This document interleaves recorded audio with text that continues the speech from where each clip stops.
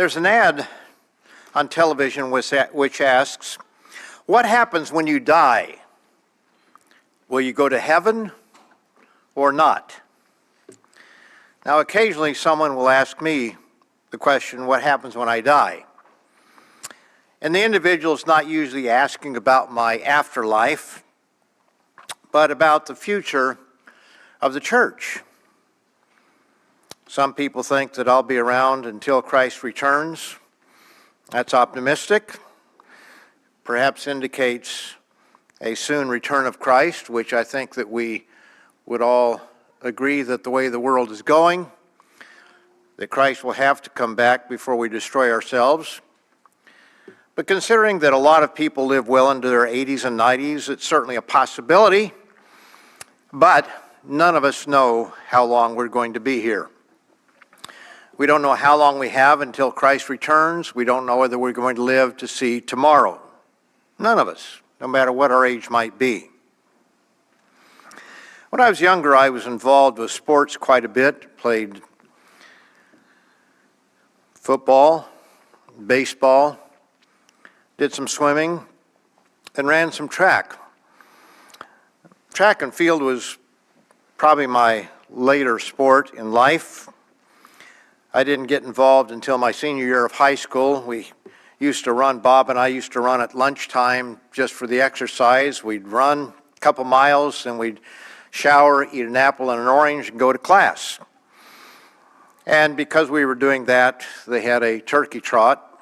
It's a run for a turkey at Thanksgiving time, and I participated in that, and it's a surprise of probably most of us, I actually won it. And didn't know that I was going to win until the very last. I kind of psyched myself out when I saw who was running. But the coach then signed me up for track. And I ran my senior year only a couple times, 2, 3, 4 times, because most of them were on the Sabbath. And by that time, I was keeping the Sabbath. I ran a little bit in Ventura College, not competitively, simply because I had transferred from one college to a different one, was not eligible that year. But then at Ambassador College, we had one day a year where we ran track and field. And it was always a big day, but we were only, might say, weekend warriors when it came to track and field. We didn't run that much, but we did to keep in shape. And that was mostly the reason that I ran track. A lot of lessons you can learn from field sports such as that, and I'd like to talk a little bit about that today. In today's sermon, I'm going to address passing the baton. I'm going to show you that the church will endure until the end. Whether I'm here or not, it doesn't depend on me or any other individual. We know who the head of the church is, and that's Jesus Christ. And we know what he said. For example, in Matthew the 16th chapter,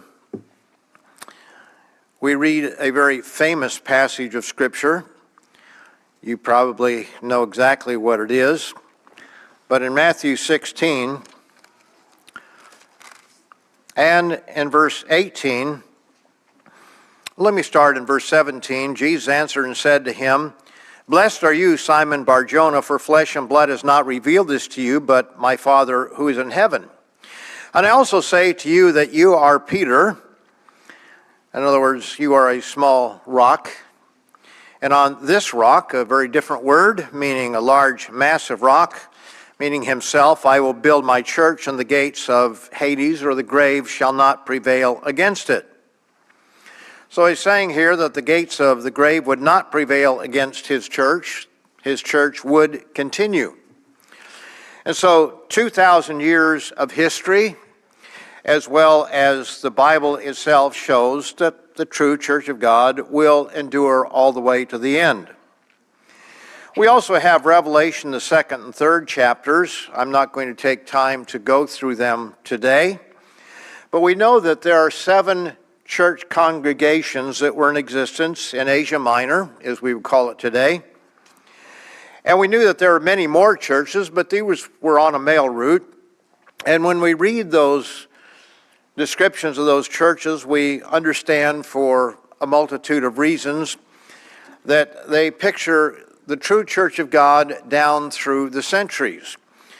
And while scholars try to connect them up because they recognize there's a little bit more to them than simply 7 churches at that time, they are unable to do so because they're looking at the wrong place. They're looking at the mainstream Christian congregations or church, and it simply does not fit.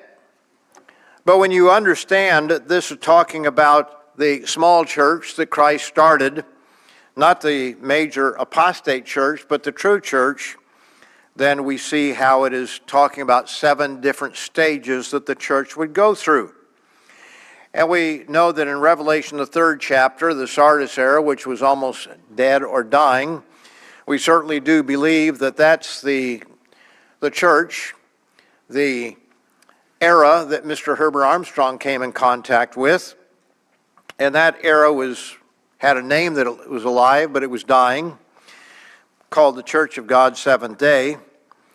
And Mr. Armstrong came along, and the church revived in a big way for quite a few years.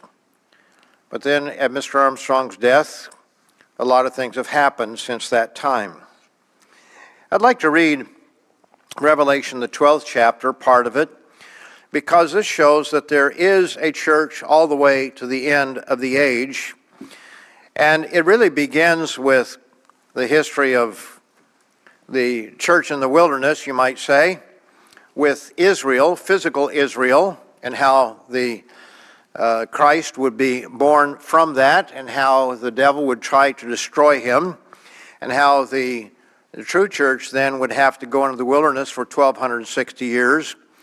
We have an article on the subject, not an article, but a booklet on the subject, God's Church Through the Ages. And I hope that all of you will take time to review that if you haven't for some time, or if you've never read it, please do read it. I know as a field minister, I learned to a great deal of depth that people tend to be collectors more than readers. That people order literature, they order these booklets, and then they sit on a coffee table looking nice, but aren't always read. And I think the same is true within the church itself, that sometimes people have them. Well, I know that, and I don't need it, but brethren, please do take the time to review these booklets that have been written and that do give important information. So God's Church Through the Ages goes through the 7 stages of the church, as it's listed there in Revelation 2 and 3. But we also see that the church would be in the wilderness for 1,260 years. And then we come down to let's start in verse 9, where it says, So the great dragon was cast out, that serpent of old called the devil and Satan, who deceives the whole world. He was cast to the earth, and his angels were cast out with him. So this is after the 1,260 years. This is coming down to our time, and we do not believe he's been cast out yet, but I'm not sure that we'll know exactly the day that he's cast out. We see that the world is going in a very bad direction in the last few years, but we'll probably recognize something even more dramatic. He's cast out of heaven. He deceives the whole world. He's cast down to the earth, and his angels were cast out with him. Then I heard a loud voice saying in heaven, Now salvation and strength and the kingdom of our God and the power of his Christ have come, for the accuser of our brethren, who accused them before our God day and night, has been cast down. So that would probably indicate that when he's cast down, he's going to carry on accusation, not up in heaven, but he's going to carry on accusation upon this earth, a time of persecution of the true church. Verse 11, they overcame him by the blood of the Lamb and by the word of their testimony, and they did not love their lives to the death, showing that there is coming a time of future persecution, even to the point of death. Therefore rejoice, O heavens, and you who dwell in them. But woe to the inhabitants of the earth and the sea, for the devil has come down to you, having great wrath, because he knows that he has a short time.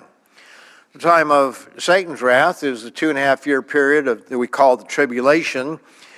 The day of the Lord is a year after that, a total of 3.5 years. He says, now when the dragon saw that he had been cast to the earth, what did he do? He persecuted the woman who gave birth to the male child. In other words, the church. But the woman was given 2 wings of a great eagle, that she might fly into the wilderness to her place where she's nourished for a time and times and half a time from the presence of the serpent. So we see that there is this woman. There is the church all the way to the very end, down to the last 3.5 years before Christ's return. And the serpent spewed water out of his mouth like a flood after the woman, that he might cause her to be carried away by the flood. But the earth helped the woman. And the earth opened his mouth and swallowed up the flood which the dragon had spewed out of his mouth. This is not talking about a rapture going off to heaven. This is talking about the true church fleeing from persecution to some place on this earth, a place of safety as we often refer to it.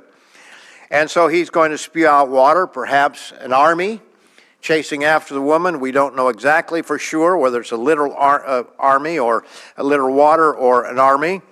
But he's going to spew that out after the woman to destroy her. But the earth helped the woman, and the earth opened its mouth and swallowed up the flood which the dragon had spewed out of his mouth. Something very similar to the crossing of the Red Sea. A little different, but something similar. And what happens? The dragon was enraged with the woman, and he went to make war with the rest of her offspring who keep the commandments of God and have the testimony of Jesus Christ. We see from that statement alone. This is not talking about physical Israel at this point. He's talking about spiritual Israel, those who have not only the commandments of God, but the testimony of Jesus Christ. And so we understand that to be that the Philadelphia era of the church, primarily, goes to a place of safety. I say primarily because very likely there will be some in the Philadelphia era early on that are persecuted, perhaps martyred. But the majority of the Philadelphia era, as we read the promise there in Revelation, the 3rd chapter, talks about he will spare them from the time of trouble that's going to come upon the earth. But we also know that he's going to then cast the Laodicean era into great tribulation because they are self-satisfied and they are lukewarm and they're not doing what God expects them to do, and yet they are commandment keepers and they have the testimony of Jesus Christ, and because Christ loves them, he's going to bring punishment upon them to force them to make a decision one way or the other. Now, we're not here to condemn others. We, I think, believe that we are the remnant of Philadelphia, but that certainly does not mean that every single one of us in this room are Philadelphian in spirit or in the church, the living church of God as a whole. There are no doubt those who are of a Laodicean spirit, and some are of an Ephesian spirit where they've lost their first love. There are all kinds of different attitudes that can exist at any given time within the church. But this is what we understand. So we see that the church will continue all the way down to the end. You don't have to worry about that. It will continue all the way down to the end. The Bible and 2,000 years of history testify that the true church will endure to the very end. I was going to go into a little bit of the history of what has happened here in the past, but my wife was listening to a sermon today that I'd given about a year ago, a little bit over a year ago, titled Remember, Don't Forget. And I realized that I covered much of that material at that time. So, not to be tedious, we do know that God raised up a very unusual individual in Mr. Herbert Armstrong for a very important purpose, and we believe that was to raise up the Philadelphia era of the church. And God brought him to the fore right at the time when the world was changing electronically. radio was in its infancy. And God humbled Mr. Herbert Armstrong through his wife concerning the Sabbath. He just assumed that Sunday was a day that we are to rest. And when his wife was convinced that no, it's Saturday, he tried to convince her otherwise. And in the process, he found out that he was wrong. And as he said one time when I was there in his presence, he says, it's a very humbling thing to lose an argument to your wife, especially when it's the most important one you've ever had. But he lost that argument. And he began to associate with the people of the Church of God Seventh Day up there in Oregon.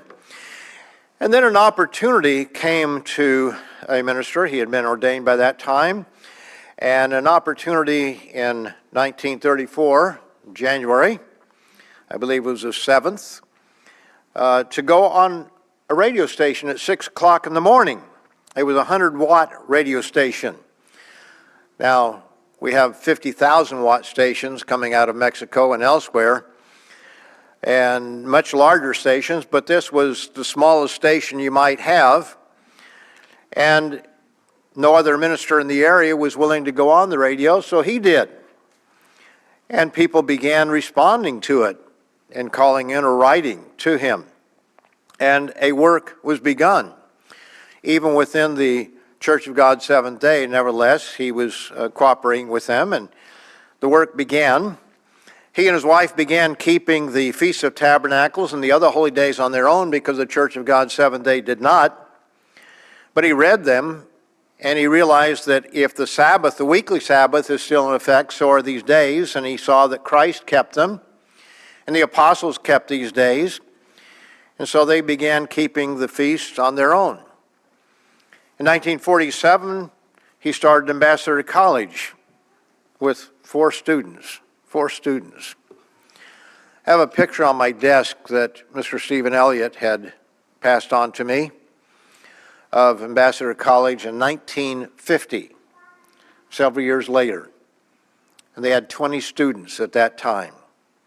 Our living education program has 22. So we think it's small, but even after its existence for several years, from 47 to 50, they only had 20 students. They start out with 4. Now it was a 4-year college, a lot different from what we have at living education. But we see the desire to train younger people to understand the doctrines of the church, to have a little bit more formal education, to teach them a way of life in a very special way. And that's very important. The church began to grow after Ambassador College was started, very slowly at first, but it grew, and we went from 1 festival site to 2 to 3 festival sites here in the United States, as well as elsewhere in the world. And in 1968, while I was at Ambassador College, I remember they came in one evening and said they were changing the name from the Radio Church of God, because that's how Mr. Armstrong started out on radio, to the Worldwide Church of God, because the church at that time was far more worldwide and radio was not really a proper description of it. The 1970s were a difficult time for the church. We had a number of scandals, problems. We had individuals who were trying to take the church in a different direction. The Systematic Theology Project, as we called it, the STP, was handed out to all the ministry, and Mr. Armstrong recalled that because it began to change, in some ways, very slowly, certain doctrines. And at the end of the 70s, Mr. Armstrong had a heart attack, nearly died, but God revived him. We also had an attempted takeover, actually it was more than an attempted, a takeover of the church by the state of California. And I know that I mentioned that one time in a Bible study back in Kansas City, probably 10, 12 years after the fact, and all the young people had funny looks on their face. They didn't know that the state of California tried to take over the church. They eventually failed. The case was cast out of court. The state was overstepping its bounds. And of course, the accusations were false anyway. But nevertheless, we won that case. I remember where I was when I heard about it. I had just come home after being semi-stranded in a blizzard, living up in Michigan, and I was nursing my wounds after 6 cars that had to be pushed out to get to a place where we could move on, and nearly frostbite on my toes and my hands. So I was looking for a little sympathy when I got home, and my wife had heard about this takeover, and she was telling me about that, and I'm talking about my troubles, and we were carrying on 2 monologues, each looking for sympathy. But nevertheless, that happened late 70s. And then God revived Mr. Armstrong and gave him 7 more years, from 79 to 86, to get the church back on track, which he began to do because it had gotten off track. Now, when you look at church history, you find that church has gone off track all the time. You read the book of Galatians, and you see that Paul was concerned about them getting off track. And just read through the New Testament, you find that. There is a spirit being out there who is trying to destroy the church of God. He will always fail, but he can always have an effect on a certain number of people. Now, this last Tuesday was the 38th anniversary of the death of Mr. Herbert Armstrong. And I'm always amused a little bit about, well, not amused, but chagrined by the fact that there are those who came out of an apostasy that took place after that and say that, well, the work was all done because it was done by Mr. Armstrong and there's nothing to do except just get the bride ready and wait for Christ's return. I think even here today we have 1 or 2 or 3 new people, and the work is not finished. It continues going on. In 38 years, when you think about it, anybody under the age of about 50 would probably know very little about Mr. Armstrong or what he did. And even there, the whole world didn't know the truth that it needs to know. Not that it'll go along with it, but at least having a warning. Now, following Mr. Armstrong's death, there was a video that was published, Behind the Work video, Passing the Baton. And it was a very well done video, and the intent was certainly good, that when one leader dies, the baton is passed to someone else.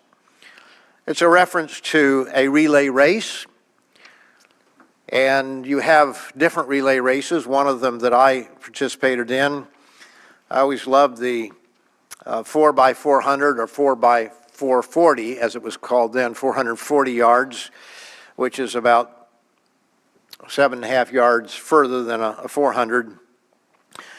But in a 440, or 4 times running that, runners, that's usually the last race of the meet, you have a little bit of time to, that you can flub a little bit in passing the baton. You have a little bit of, because your speeds are slower, if you have a bad pass, if it's not too bad, you can still catch up and you can still win the race. But in a 4x100 relay, which is essentially a sprint by 4 individuals, the passing of the baton is very important. And those who have never run a race may not realize it, but you have about 20 meters, or just a little bit less than 22 yards, in which to pass that baton. And so the one who is to receive the baton cannot start before a line that is there, and the baton has to be passed to him before he crosses the next line that is up there about 20 to 22 yards away. And so the runner must start running for a short race like 4x100. He needs to start at the exact right time so that his speed is up to speed of the one coming toward him, and grab that baton and run before he crosses that line. And any misstep is enough to usually put that team out of the race. It has to be very smooth. And sadly, when the baton was passed from Mr. Armstrong to the next individual, the individual dropped the baton and took the church in a very bad direction. What followed his death was that the church began to change ever so slightly within a year or two. His successor began quietly changing some doctrines. I remember one of the things that really upset me at the beginning when I started seeing some of these changes. One of them was that we began to use a lot of religious art in our telecasts. Now, Mr. Ames could probably tell you a lot more about what happened with the telecast and what they were wanting. They were wanting changes in the telecast because he was one of the presenters at that time. But also, they started downplaying healing. As we heard a little bit about in the sermonette about going to God, about things, and oftentimes it is about healing. And they began downplaying the effect of the stripes of Christ. And so in John, the 6th chapter, John 6, this was used to say that we are not healed by the stripes of Christ, that that's just metaphorical. In John, the 6th chapter, beginning in verse 51, Jesus said, I am the living bread which came down from heaven. If anyone eats of this bread, he will live forever, and the bread that I give is my flesh, which I give for the life of the world. And the Jews therefore quarreled among themselves, saying, how can this man give us his flesh to eat? And Jesus said to them, most assuredly I say to you, unless you eat the flesh of the Son of Man and drink his blood, you have no life in you. Now all of that is absolutely correct and true. Obviously so. We believe that. And it really comes down to the Passover service, which we read of later on in Scripture, that we eat his flesh, symbolized there by the unleavened bread, and drink his blood, symbolized by the wine, the small amount of wine that we have there. The wine symbolizes blood, the bread symbolizes his flesh. But when you read this here, it shows that we must eat the flesh and drink the blood. Again, symbolically, we don't literally eat. We're not cannibals, okay? There are those who believe that. But we see there that both are required for eternal life.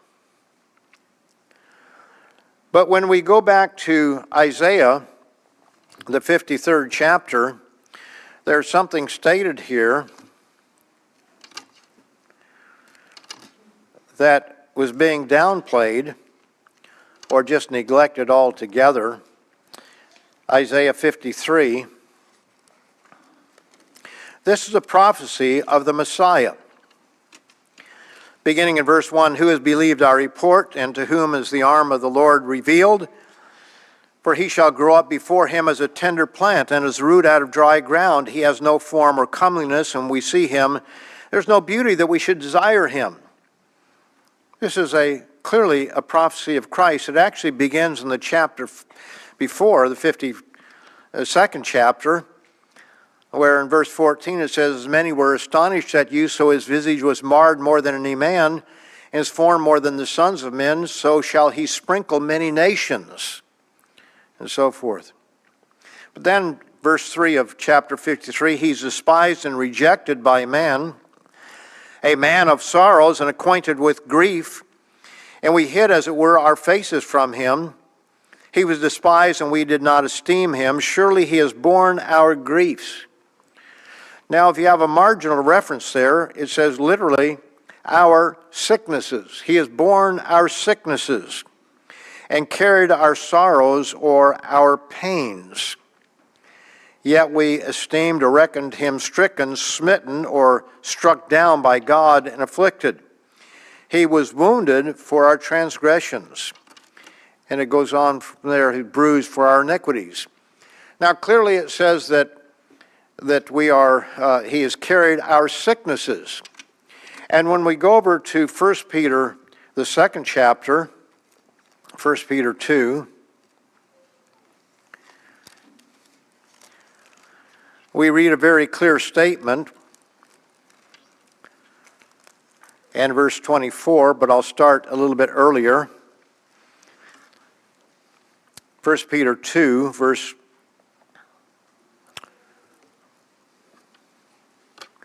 let's go with verse 21. It says, "For to this you were called, because Christ also suffered for us, leaving us an example that you should follow his steps, who committed no sin, nor was deceit found in his mouth, who when he was reviled did not revile in return, when he suffered he did not threaten, but committed himself to him who judges righteously, who himself bore our sins in his own body on the tree, that we, having died to sins, might live for righteousness, by whose stripes you were healed. For you were like sheep going astray, but have now returned to the shepherd and overseer of your souls." In other words, we are healed by the stripes of Christ, to the beating that he received, the bruising. All of that was to pay a penalty for our physical healing. But it was a type of the spiritual healing, because we have a spiritual sickness as well as human beings. And so one is a type of the other. It's not either or, it's both. That the healing is both physical and spiritual. He paid the penalty because many of our afflictions are the result of sin. Not all, but many of them are. And it is by his stripes that we are healed. We're very thankful for that. But that was being downplayed. It was just being spiritualized away as though it didn't matter. Now one could see how they could perhaps do that.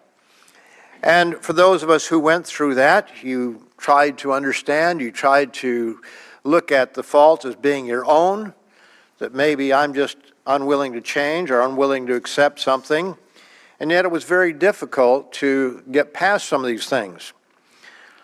There were other changes, such as wearing a cross is okay.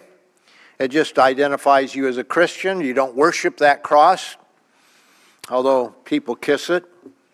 People look at it differently. And of course, that declined the fact that the cross was used as a religious symbol long before Christ came along. We see the Anka cross in Egyptian, not literature, but pictures, where they have that kind of a loop in a cross. And the cross has been used in many different ways long before Christ came along. And as we've so often said, if Christ had been shot, would we hang a gun around our neck? Or if he had been hung by the neck, would we have a hangman's noose hanging around our neck? So why do people hang a cross around their neck? Well, or have it on their wall or whatever. And when you look into the history of it, it was a religious symbol long before Christ came along. But that was another thing that, well, it doesn't really matter. It's just a physical thing, and it just identifies you as a Christian. Another change was that the Passover and night to be observed were the same night, historically. In other words, the Old Testament tells us that the Passover is the 14th, the feast is the 15th, and that has always been somewhat controversial, and yet it's really not hard to discern, and I'm not going to give a whole sermon on that subject right now. But it was a change by saying that, well, the Old Testament Passover at the time of Moses, that was the same night as the night to be observed. But that was explained away as saying that, well, it's just a historical issue. It doesn't change what we do because we still keep the Passover at the beginning of the 14th. Then there was the God is booklet. Sometimes we say God is ... the ellipsis. It introduced the concept of the Trinity, but in different language. And in all these cases, the changes or the reason for them was always denied. No, we're not teaching the Trinity, but they were. They were teaching the Trinity, but they denied it. Now we have a booklet, John 3:16, that the very first chapter shows a little bit of the history of the Trinity, where it comes from, and why it is not a correct doctrine. We believe in God the Father. We believe in Jesus Christ as the Son of God. We also believe that the Holy Spirit that flows out from the power that flows out from them and the mind of Christ that can be put in us, or the mind of God through the Spirit, but not as a person. But of course they changed the idea of a person. It's not three persons, it's three hypostases. And just as in what we see today, a change of language, there was a change of language in the church at that time. And if we'd have said there were three persons, Father, Son, and Holy Spirit, that would have raised flags. I say we, if they had said that, not me. But instead they said there were three hypostases, using a Greek term there. And that kind of put it on a different level, but they were still teaching it. What amazed me, and this is a lesson for all of us, what amazed me is how few people came up with questions. I was pastoring a church there of, 350, 400. It was morning and afternoon, but about 400 people, maybe a little bit more. Don't remember the exact number. But it was, I guess it was over 400. But it amazed me that so few people had any questions. How could they read that booklet and not have questions? And I concluded they're simply not reading. They're not reading literature. So when the doctrines began to change, they didn't know because they weren't reading what was being said. The Passover was changed to the Lord's Supper, a more traditional statement. Well, when you say the Lord's Supper, I guess you can call it that, even though Paul said it is not to eat the Lord's Supper, but if you want to call it that. But what it did is it diminished the fact that what Jesus ate with his disciples was the Passover. And when people do not keep the holy days, or in this case it was not a holy day, the Passover, but the next day, they don't understand all kinds of things like the sequence of events at the crucifixion, the 3 days and the 3 nights. But they changed it from Passover to Lord's Supper, even calling it, in some cases, Eucharist. Now, once they had done that, then it's just the Lord's Supper. We don't have to keep it just once a year at the time of Passover, but eventually they moved it to keeping it, once a month or whenever it was. I don't know. I was gone by then, but they began keeping it at different times. Now, since they keep it the way that the world does, it's a short ceremony within a service, and they stopped reading what we used to read during the Passover service. As an example, John the 13th chapter, 13th through the 17th chapters, and you can begin to understand why they did not want to read those chapters. And let me just give you a couple examples of why they would not want to read those chapters. The Trinity says that the Father, the Son, the Holy Spirit are all equals. Yet Jesus says in chapter 14 and verse 28, I am going to the Father, the last part of it, for my Father is greater than I. And of course, the next verse, or 2 verses later, the 30th chapter, I will no longer talk much with you, for the ruler of this world is coming, and he has nothing in me. The concept, this is not God's world right now. We know that God has authority over everything, but he left Satan down here as the ruler of this world. And 3 times in the book of John, it speaks of the ruler of this world. And it's not talking about God, it's talking about the devil. In the 16th chapter, or 15th chapter, let me read there, chapter 15, verse 18, and I'm skipping over many things here. But he says, if the world hates you, you know that it hated me before it hated you. If you were of the world would love its own. Yet because you are not of the world, but I chose you out of the world, therefore the world hates you. And yet the leader who took over after Mr. Armstrong's death one time said, I don't like to be thought of as a cult. Now, sometimes people ask, are you a cult? Well, how do you answer that? It depends on what you mean by a cult, I suppose. The real question is, are you teaching what Christ taught, or are you teaching something else? Because it's so easy to show that mainstream Christianity is teaching doctrines that come out of rank paganism and heathenism. That is so easy to show. So it's not a matter, are you a cult or not, are you right? But he would rather have been wrong than to be thought of in a negative light in the eyes of this world's religions. He says over here in the 17th chapter,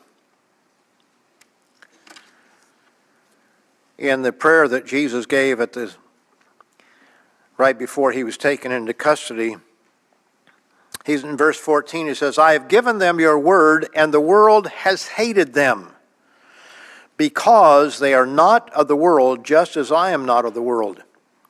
The world hates what we are teaching.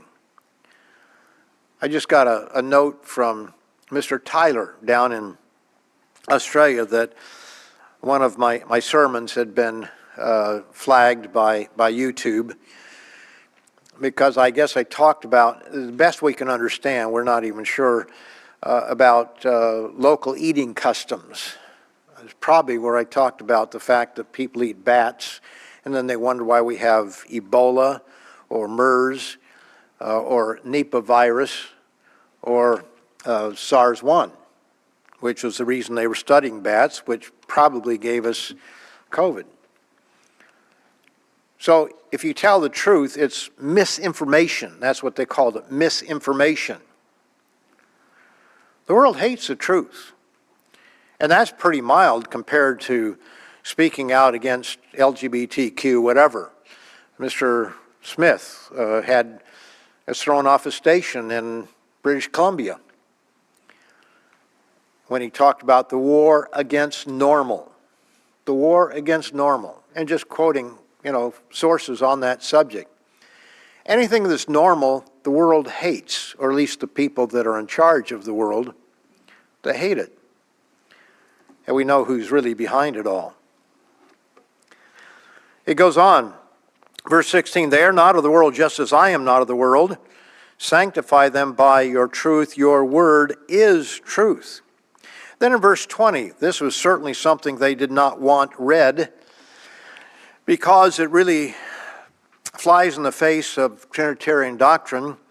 He says, I do not pray that for these alone, but also for those who will believe in me through their word, that they all may be one, as you, Father, are in me and I in you, that they also may be one in us. Now the Trinity is closed off. No one else can enter into that God relationship. Our booklet on the subject of your ultimate destiny, or we change it to, I guess whatever it is, you can find it, on the purpose of life.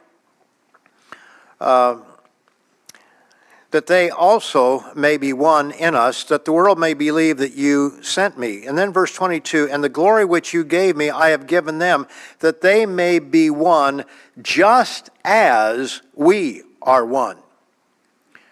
Two separate beings, the Father and the Son, and yet they're one, not in some sort of a amalgamation of bodies, but in mind and spirit and in purpose and intent. And he's praying that we may be one with them just as they are one. So it defines the oneness of God.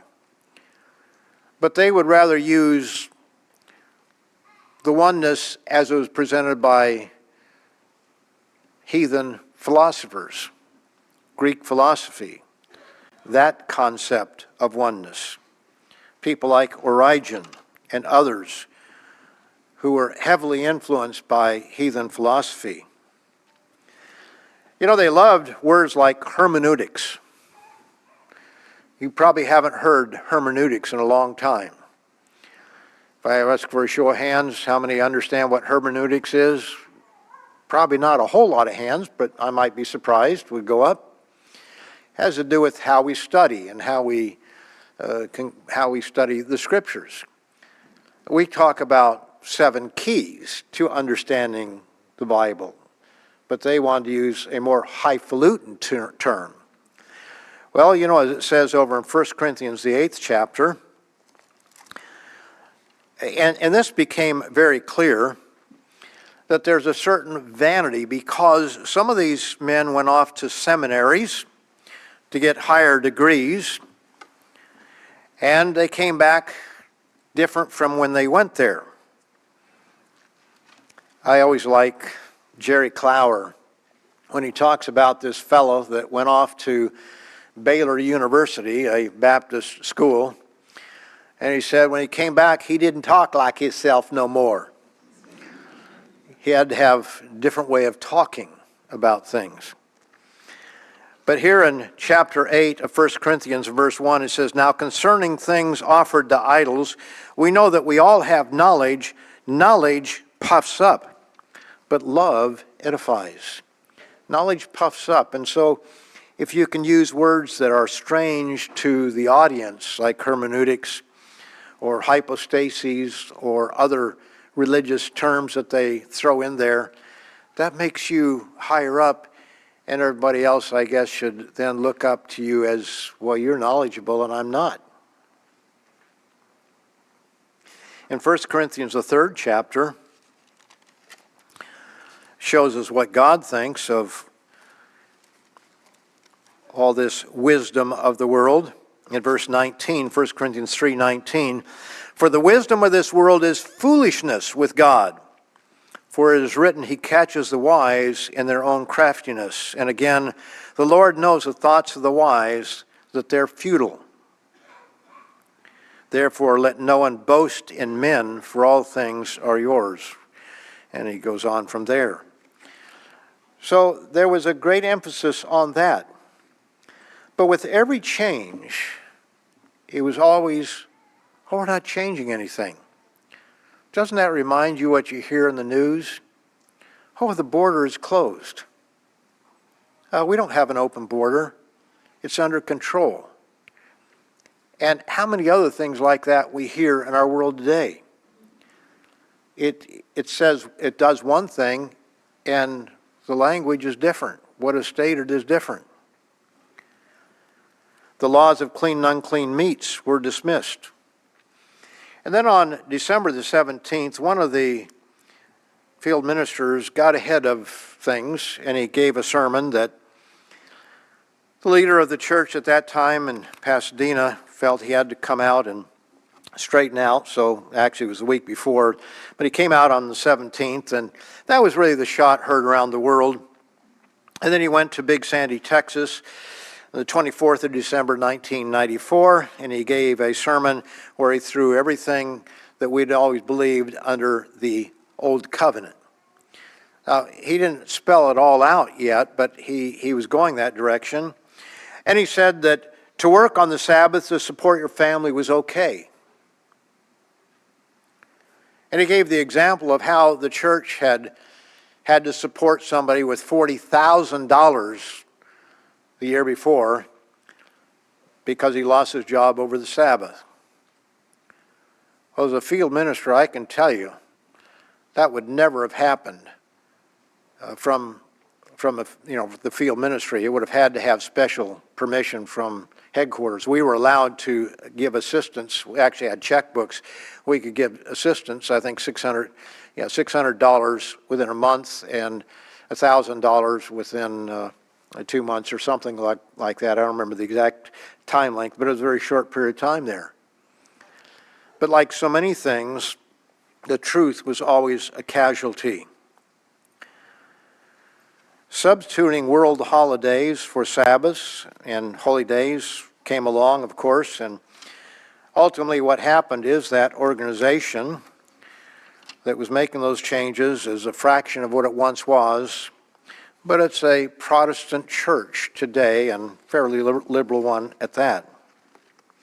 Now, why is all this important? I know that I talked a little bit about this in that other sermon on Remember, Don't Forget. But why is this important? Well, it's important that we know history, because history has lessons for us, whether it be in our nation or whether it be in the church. Have you ever noticed how many times in Scripture a servant would go back and rehearse the history of what happened before? For example, in Deuteronomy, the first chapter, the whole book of Deuteronomy is really rehearsing what had gone before. But it begins in Deuteronomy 1 and verse 1. Deuteronomy 1, verse 1, it says, "These are the words which Moses spoke to all Israel on this side of the Jordan in the wilderness, and the plain opposite, Zuf, whatever how to pronounce it." Verse 2, "It is 11 days' journey from Horeb by way of Mount Seir to Kadesh Barnea." In other words, it was an 11 days' journey for them. But the next verse says, "It came to pass in the 40th year, in the 11th month, on the first day of the month, that Moses spoke to the children of Israel according to all that the Lord had commanded him as commandments to them." And then it begins to go through some of the history of the nation. You can read it there. In other words, it took 40 years to go 11 days' journey. And he shows why. Because of their rebellions. And he shows that over and over. Notice over in Psalm 78. Psalm 78. We find this, I'm just giving 3 examples here. I'll give you 3.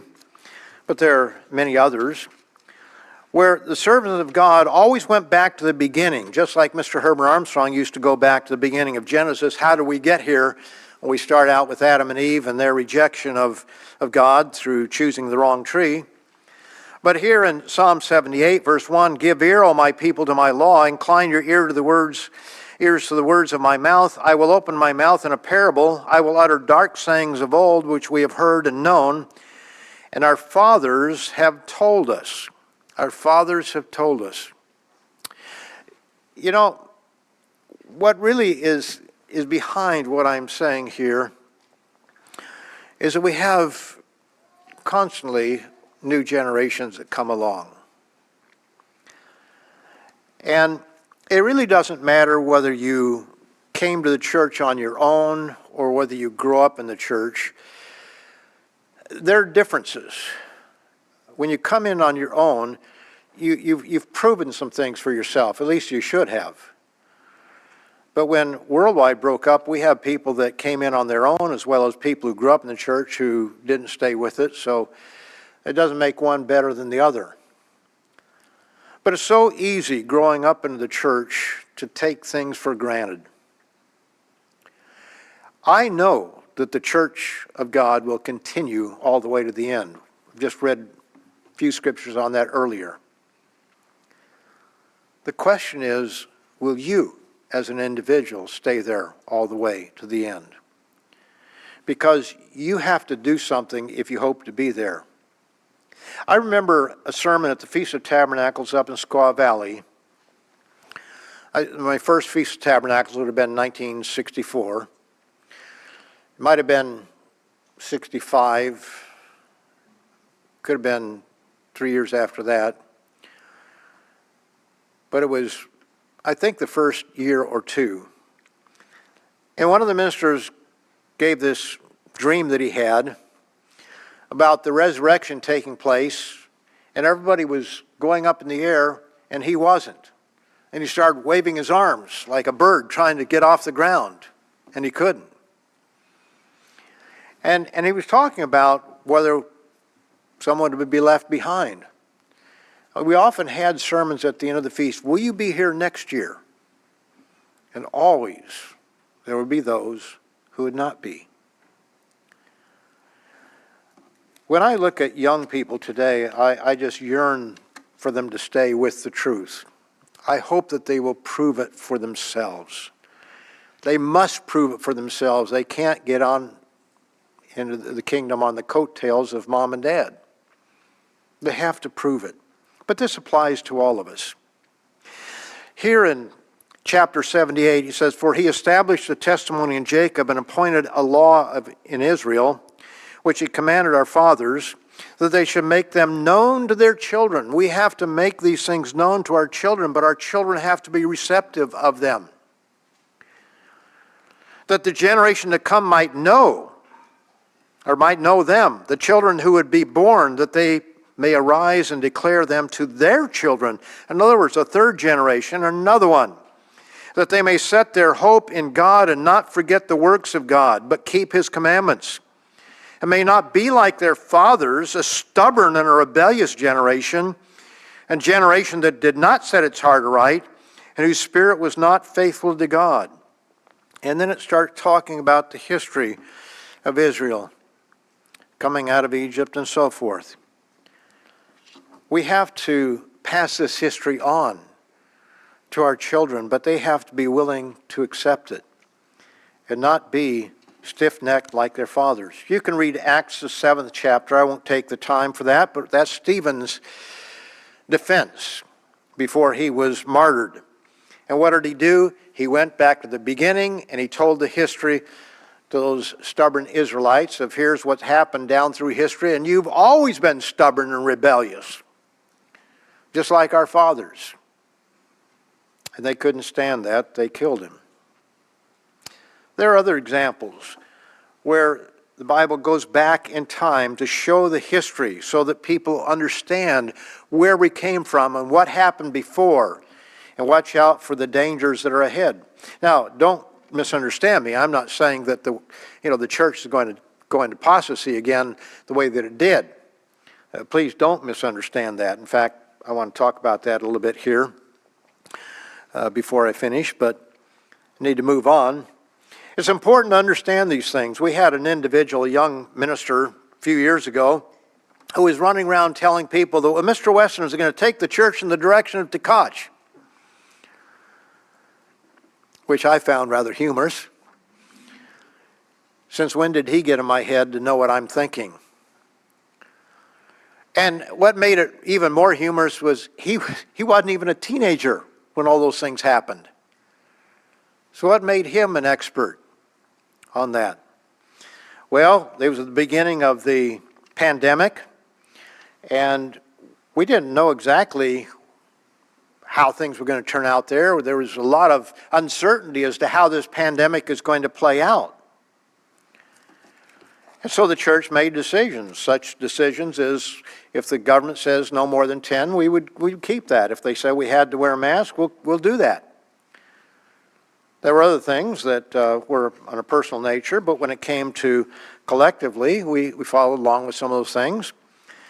You know, the changes in the worldwide Church of God were not administrative decisions made at the beginning of a pandemic, something that we had never faced before as a church in any kind of modern times. When we really didn't know what we're dealing with, they were doctrinal. Changes of the worldwide were doctrinal. They were major. They were intentional, and they were sold deceptively, saying one thing and meaning something else.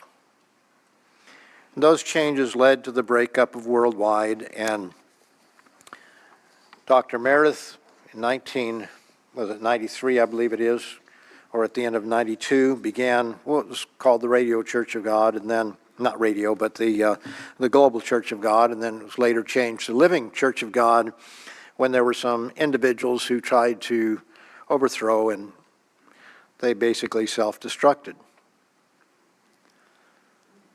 You know, Dr. Meredith did not expect that when he died that we would repeat what happened with the worldwide church. And neither do I. Neither do I. I do believe that there will always be individuals who go off on their own and try to take others with them. But a major disruption such as happened in worldwide, I don't think will happen again for three reasons. I don't think there's enough time, first of all. I think world conditions indicate that time is short. But perhaps more importantly, we have faithful, tested men who are of a very different character than the ones who took the church in the wrong direction after Mr. Armstrong's death. The men that we have on our council today are men who faced that apostasy and didn't go along with it, and stood up and lost jobs in some cases and had difficulties, but they stood up against the crowd and they said, no, we're not going to go that way. I love the truth. I'm going to stay with the truth. And I know that there are men on the council, younger men, who are faithful men, who are very bright individuals on top of it. Frankly, a lot smarter than me. They may not have had the same experiences, the same degree of experiences, partly because they're not old enough to have all the things that, when you get older, you just have more time to do things. But then there's evidence from the Bible. In Matthew 24:14, it says, "This gospel will be preached in all the world for a witness unto all the nations, and then the end will come." So there has to be a church that's going to preach the truth all the way to the end. You don't have to worry about it not being there. We already saw in Revelation 12 that there are a couple of groups at the end. Some that go to a place of safety, some that go through the tribulation. You compare that with Revelation 3 as well, or you can read in our booklets on the subject. So the church will endure. The only question is, will you? That's really the only question. The church endured the disruption of what happened in worldwide. The church is still here. But sadly, a lot of people that were once with us are not. And it comes down to an individual relationship with God and what one is willing to do.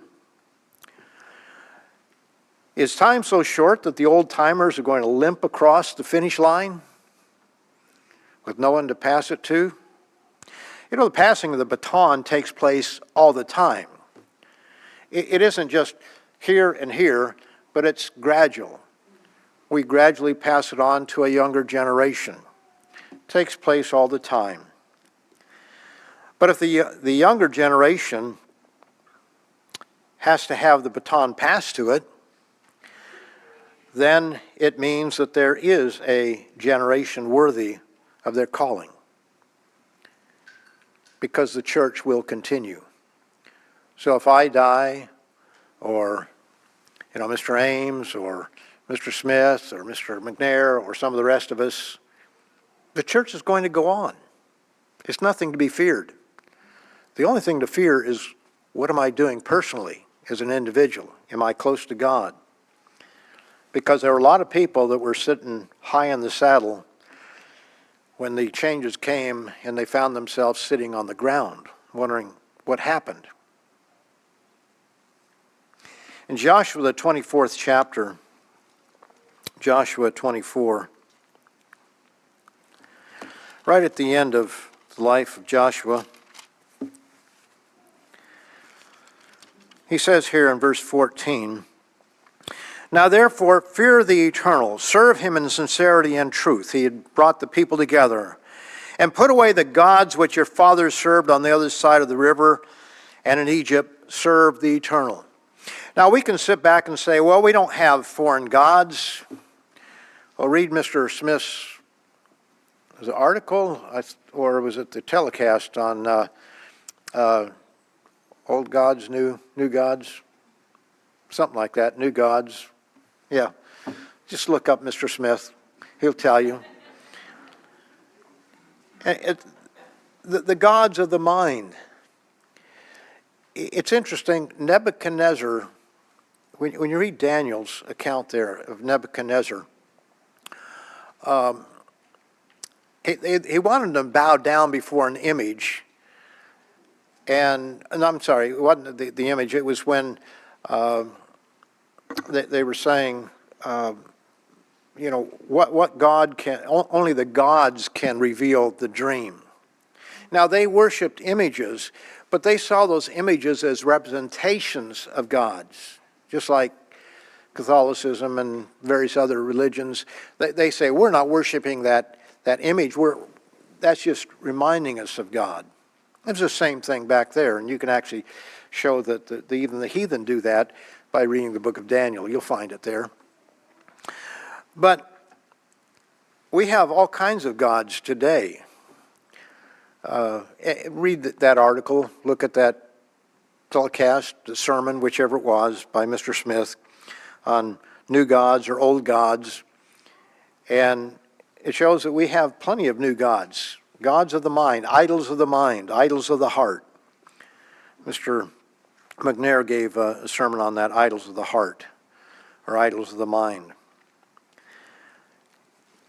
In verse 15 it says, if it seems evil to you to serve the eternal, choose yourselves this day whom you will serve, whether the gods which your fathers served that were on the other side of the river, or the gods of the Amorites, in the land in which you dwell. But as for me and my house, we will serve the eternal.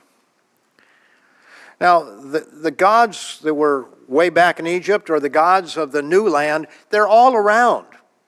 And that has not changed. We have gods of climate change. We have gods of, wokeness and DEI and the worship of all those things. All kinds of gods. We have politicians that, frankly, are looked upon as gods. There's only one God. Sometimes people worship the God of the Second Amendment. They want their guns. That becomes their God. In verse 17, he says, for the Lord our God is he who brought us up, our fathers up out of the land of Egypt, who did great signs and wonders, etc., etc. And then we'll go over to Judges, the 2nd chapter, and verse 7. So the people served the eternal all the days of Joshua, and all the days of the elders who outlived Joshua, who had seen all the great works of the eternal, which he had done for Israel. Now Joshua the son of Nun, the servant of the eternal, died when he was 110 years of age, and they buried him within the border of inheritance. Verse 10, when all that generation had been gathered to their fathers, another generation arose after them who did not know the eternal, nor the work which he had done for Israel. And you see that they went in a very bad direction. I hope that our newer generation will know the works of God, will prove these things for themselves. I know this, though, that whether I live or whether I die, the church of God will go on. The only question is, what will happen to you as an individual? It's not dependent on any single man. And if need be, the baton will be passed to others. But as always, individually, just as with the Worldwide Church of God, we must decide what we'll do if and when the baton is passed.